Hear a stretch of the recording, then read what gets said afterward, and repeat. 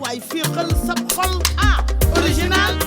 neexal bu te am na gu Original 100% pur jus de fruits. Sénégal ka fay kan ngi yegsi na fay say facture moo ci gën a gaaw jëfandikoo. KPR transfert local la ñun ñoo ko moom. di ci soññu Sénégal yëpp ñu consommer ko. coow Franc ak waa Pikine gis nañu Franc maintenant nag. mais Bakar. Franc dañ ko war a jël. waaw xaaral moom la ñuy moom la moom. waaw mais Franc dañ ko Franc man maa koy waxal. waaw dañ ko waxal kay. waaw Boucar dégg nga ah Franc ki défilé Pikine maa koy waxal. waaw moo ngi défier Pikine parce que moom dafa jël 16am teg ko Pikine di défier les Pikine waa muy ñoom Eumeu Sène muy ñoom Ama Baldé il défilé Pikine waa loolu la nga siy wax. waaw Franc mu ngi défier les Pikine waa Franc aussi yàlla dugal na. bëri na nga ay mbëru Pikine yu bëri am ñoom ndam. waaye ñoom soq ñoom Tyson 2 gars yooyu noonu. Nguer kon yaakaar naa ne tey depuis loolu aussi gis nañ bëgg-bëgg bi mu bëgg bëre ak Eumeu Sène. waaw waaye récemment Eumeu Sène dafa am communication bu mu def parce que Eumeu Sène si dafa waxoon ne du bëre ak moom. waaye ñëwaat nekkoon na Franc na jël Doudou Sané. Franc ne bëgg naa jël Doudou Sané waaye ci kaw ñu signé contrat bu woon ne su ma daanee Doudou Sané nga bëre ak man te bu ngeen bëggee si ñu def ko si beneen tàkkusaan. certes ñëpp xam nañ ne loolu mënta nekk. mais nañ wax su fekkee ne tey moom da koy may chance. ne ko ne boo bëre ak booy bi ba pare boo ko daanee ma may la chance tamit loolu war na mën a nekk. pourquoi pas te yaakaar naa aussi day raisonnable. waaw su boobaa. Franc ki défilé Pikine waa. waaw mais logique la Franc def na ay preuve am si làmb yaa ngi dégg léegi nag comme que Eumeu Sène def nga benn plan d'action ni bu daanee Doudou Sané waaw comme li sa waay wax nañu signé ñaar yëpp loolu mooy dëgg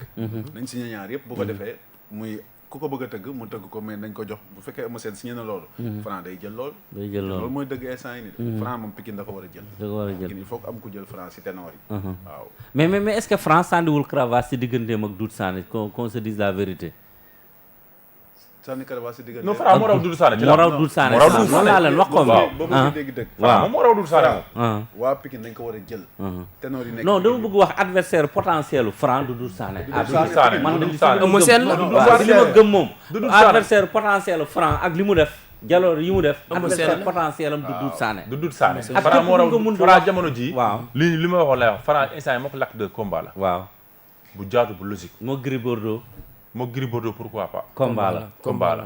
mais xam nga li ma waxoon lay waxaat. Franc yegg si na ci VIP yi. mais Franc tey VIP bu ko mënti jël xaalis mooy tax nga jël ko parce que risque lay doon ci yow. bu baax parce que xale la. am na doole te daanoogul. dëgg la loolu mooy coow li loolu maanaam loolu la nit ñi war a nangu ba pare. Franc ak staffam ñu xool lan la ñuy def pour trouver solution. kon moo taxoon ma ne Franc bu ñu koy tëgg moo ko Ama Baldé. kon pour man tey problème xaalis warul nekk problème am. parce que yow non seulement yow. da nga naqaree daan waaye da nga naqaree wutal adversaire kon boo demee ba am adversaire bu toll ni Ama Baldé bëgg bëri ak yow kon pour mante lu la jox bëri foofu laay waxe mais li leer ba leer mooy que ne moo ko Lac de Guiers tey combat bu jaadu la moo Gris Bordeaux combat bu jaadu la moo ko Ama Baldé moo ko Eumeu Sène combat yu jaadu la mais risque lay nekk si ñoom moo tax ñoom kenn si ñoom du ko jël parce que day nekk risque si yow wala soit dinañ si fay xaalis bu la ko jaral Pikine Ramatu waaw Franc muy défier Pikine waaye mais Franc li mu wax noonu c'est normal war na tey mauvaise communication moo tax bëriwut ak Eumeu Sène coow li fi am yow ne su fekkoon ne moom dafa nekkoon koo xam day manipuler làqatu nuy rek kon Eumeu Sène dina ko jël bëri ak moom parce que Eumeu Sène pare na tamit comme ni Modou Lo pare pour may xale yi sens bëri si kon bu ñu demee ba mu am benn altercation am problème léegi Eumeu Sène war na revenir si décision léegi tey Eumeu Sène am na problème bu sës si moom rek def ay preuve am ba ñëw ci ba ñëw taxaw Eumeu Sène ne ko da nga war a défier Franc kon Franc am na droit ne ko Eumeu nañ signé ñaari combat su ma bëreeg moom su ma ko daanee di nga may chance Eumeu Sène d'accord Sénégal yëpp ngi toog di si parce que Franc tey moo la déggee 2 combat la Franc ak Gris Bordeaux combat la Franc ak Eumeu Sène combat la dafa war am combat moom Alioune Seye 2 combat la pourquoi bëtam yëpp mu teg ko Pikine tamit loolu jaaxalu la mais foo dugg mu neex da nga yaakaar chaque jour nga duggaat fa mais tey Franc ak Eumeu Sène buñ ko bëree woon combat bu metti la ñuy bëree dëgg la combat bu métti parce que Eumeu Sène dafa mën a bëre ci ay stratégie de combat mooy la liggéey pour daan ki nga xam ne nii moom mooy Sa Thiès waaw parce que maa ngi ko fi wax keroog mu ne la Sa Thiès dafa préparé wu ñëw bëri si rek waaw dama ñëw am combat comme ni ma daan amee combat ñëw bëri si mais Eumeu Sène dafa préparé Sa Thiès stratégiquement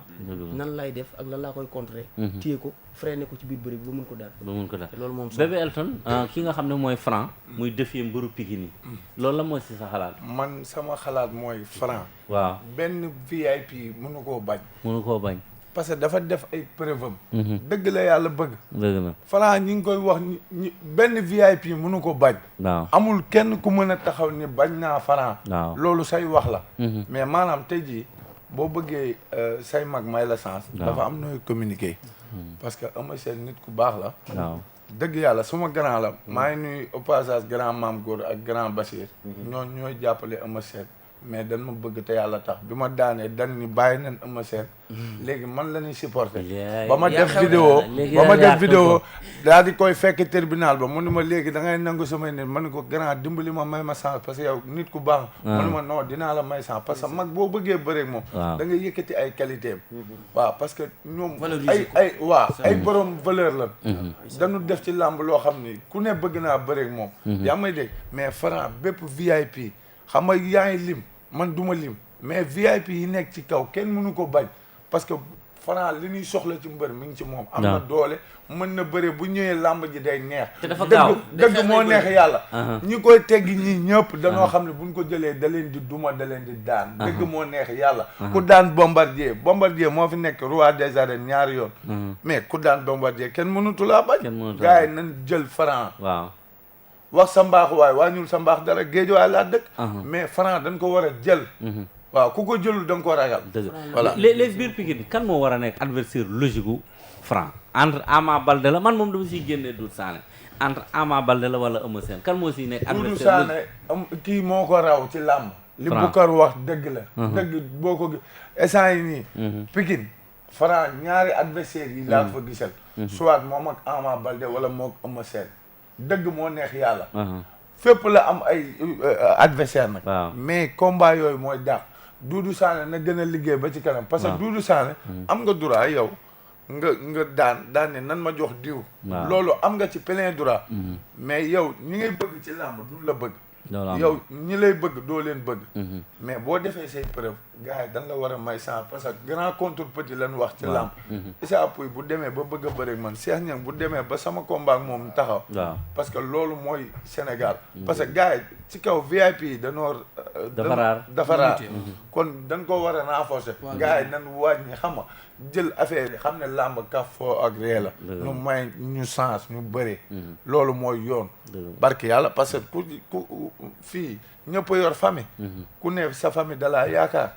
kon xama tey jii nan ñu may loxo ñu jàppale ñu dem ci kaw dafa léegi Franc entre Ama Baldé ak Eumeu Sène ban moo si adversaire logique idéal combat bu idéal bi mook Eumeu Sène la combat bu neex boo bëggee dégg combat parce que kii dafa mbapat waaw ñëw kii jaar équipe nationale ñëw mu doon combat boo xam ne képp kuy amateur xam nga ni loolu mooy combat bi ñoom ñaar parce que xam nga ni Franc dafa def ay preuve am si mbapat ba yéeg ba ñëw Eumeu Sène def ay preuve am si sélection équipe nationale di entraîner techniquement si équipe nationale ñoom ñaar bu ñu dajee di nga gis combat bu neex Franc Ama Baldé man li ma gëm combat boobu su taxawoon mooy combat kan ak kan combat Franc Eumeu Sène mooy nekk combat bi gën a métti ci carrière am pour Franc ci Franc dajee gut ak adversaire bu mel ni Eumeu Sène ci ay potentiel qualité yi ñoo tax ak stratégie de combat yi Eumeu Sène dina jàng Franc am na ay borom xam-xam yu nekk si moom da xam nañ pied bi muy te xam nañ ñi muy bëri seeg ni muy ñëw see ak lan la war a jël est-ce que dina fa jël coup ba pare doo ko bëri si ak résistance ba ak lan la ñu war a bëri si non loolu combat la de mu bëri Ama Baldé mooy gën a facile si moom wala moom mu bëri Ama Baldé mooy gën a facile si moom pourquoi loolu parce que ñaari attaquant lañ Ama Baldé da koy sëq si ñëw jël si ko bëri si Ama Baldé bu wér nekk à 100% tamit combat la mais boobu peut-être laa gën a am yaakaar Franc mu am facilité que ak Eumeu Sène bu bëri Eumeu Sène combat bu metti lay bëri kon mu daan Ama moo gën a yomb si man si yow su ma ko doon teg bu ma jëloon sama xaalis di ko teg Franc Modou kii Ama Baldé waaw ma teg ci Franc moom mooy gënal bu dee Franc Eumeu Sène du ma teg sama xaalis dama koy téye da nga koy téye waaw lu ne mën na xaj foofu parce que mobilité réduite am na gars comme ni ma ko doon waxee aussi man mii su ma doon waa safu Ama Baldé du ma ko jël doo jël mais Ama Baldé di athlète di compétiteur athlète la mais athlète yi dafa am loo xam ne gis nga dem entraîner équipe nationale étant lutteur après boo ñëwee day xool ni ngay changé li ngay am équipe nationale ak nawetaan bokkul équipe nationale ak amateur bokkul professionnel bokkul mënu nekk kii Eumeu Sène professionnel la nañ ko nangu champion tey professionnel la yaa ngi dégg comme tey jii damay jox exemple ay Karim Séga Sakho boo leen gis ñuy football dimanche matin mais pas dañuy am ay seen ni ñuy téye bal ba léegi ñi ngi koy mën yaa ngi dégg mais par rapport am na joueurs yoo xam ne xamuñ sax dañu amortir bal xamuñ def nii Eumeu Sène loolu la mën athlète la international la dafa aay waaw kon daal mu la déggee Ama Baldé mu jël Franc danger la si moom danger la Ibakan maa lay wax lu garaaw moo ko nangu mu jël Franc Ibakan maa lay wax lu garaaw bi mu dem nii Ama Baldé non kii Ama Baldé bi mu daanee dégg Franc nan ma jox Eumeu Sène nan ma jox Eumeu Sène fugg boobu moo tax mu ne nan ma jox Franc yaa may dégg parce que man Boy Niang dugg na Guédiawaye daan champion yëpp moo tax du ma ko may jàmm man Boy Niang laa gën a Boy Niang même buñ ma fayul dara barke yonent bi man moom ñu sëgg man Boy Niang laa gën a bëgg a bëreel ci làmb parce que li nu metti lépp ñun waa Guédiawaye Boy Niang moo ñu ko teg noonu la nit day am défi nit day am défi nit day am fu mu teg bëtam Boy Niang looloo tax ma singali ko mais nit ku baax la grand gentleman la fu nu dajee daf ni kafooree waxtaan mu nekk nit ku am valeur mais nag xamal làmb yenn saa nga dëkk nit te du ngeen bëri gars yi loolu lañ xamul sénégalais yi nan yeewu ubbi seen xel mi làmb ku nekk xam na fi nga toll ak ñi nga war a bëree mais nag communication bu rafet dafa am solo day tax maanaam say mag jël la mais Franc tamit est-ce que lu tax mu yéex a am combat est-ce que gars yi amul lu ñuy sóor si moom dañ koy sóor kay gis nga athlète bu fekkee ne su fekkee athlète waxal si micro bi ma ne athlète bu fekkee ne il pèse plus de 115 120 kilos waaw comme ni ma koy waxee gis nga 120 kilos ci làmb yoo entraîné wala 115 kilos mën nga daan làmb yi ñëpp mais 150 kilos lu tax gars yi di sóoraale Franc lan la léegi nag excès de poids boobu noonu ñàkk professionnel tey ji gis nañ fi ay mbër yoo xam ne nii jël nañ ay poids yoo xam ne nii moom mën a indi problème après te pourquoi pas seen 115 kilos yi mënoon nañ ci ravager làmb ji yëpp parce que nga athlète da ngay liggéey gis nga doole yi dafa bari comme ni ma koy waxee gis nga physique doole la souplesse doole la résistance doole la force naturelle doole la xam-xam doole la 5 doole yooyu mënoo ko boole ñaar ngay am ñett sa morom accumulé ko donc yooyu rek mën nga see liggéey jarul poids bu dul jeex waaye léegi Franc lan tax gars yi di ko sóoraal lan mooy problème mu Franc dafa nekk si yoon rek dafa aay na moom mën na bëree déjà am na mën na bëree mën na xeex am na doole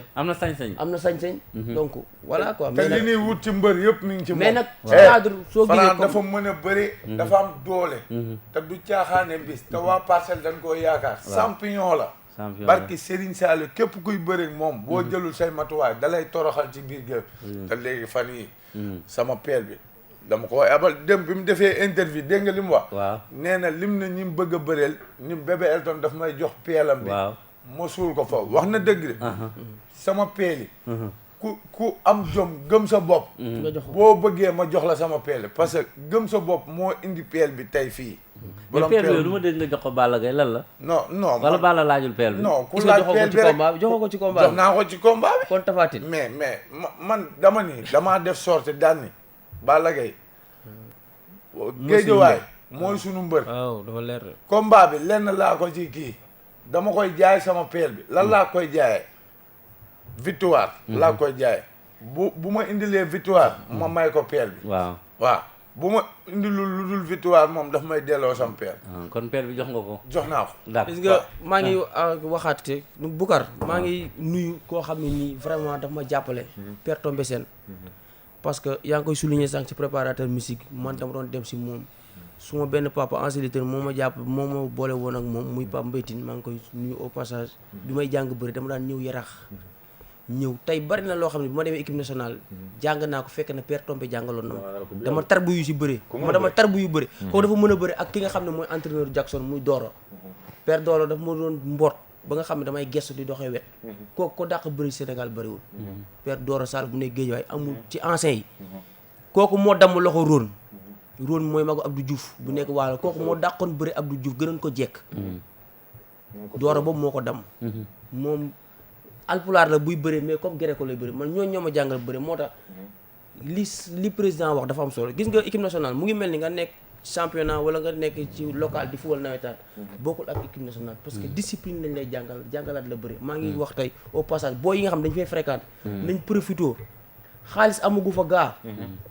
xaalis amu fa metti na nga bàyyi mbapat yi war a am xaalis amoo xaalis di compétir doo gis li nga bëgg mais tey xam-xam bi nga fay jànge ak discipline ba nga fay jànge dina la topp sa carrière yëpp ñu ngi ñaan nag au niveau ci ministre bi ak état ñu ñëw jàppale CNG def budget bu nga xam ne tey mbëri nekk équipe nationale dinañ mën a gis seen bopp mais nag amateur moom bokkul ak professionnel équipe nationale moom tu es un professionnel pour ñu clôturer débat boobu pour man lan la gars yi di ragalee Franc non Franc c'est un athlète complet mbapat na waaw ñëw na si arène bi def na ay preuve am ragal la wala éviter la non dañ koy éviter dañ koy éviter kii rek da koy éviter parce mais du ragal non dañ koy ragal parce que dafa complet c'est un athlète individuel très complet si lutte sénégalais instant yi nii def na ay preuve am si mbapat bi def preuve am si arène bi ba pare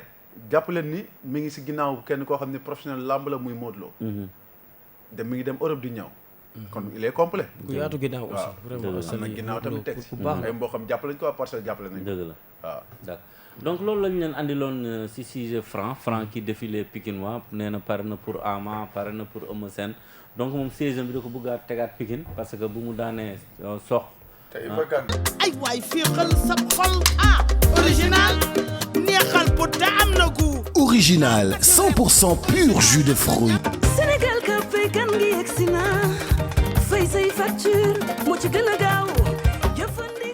KPR transfert local la ñun ñoo ko moom di ci soññu Sénégalais yëpp ñu consommer ko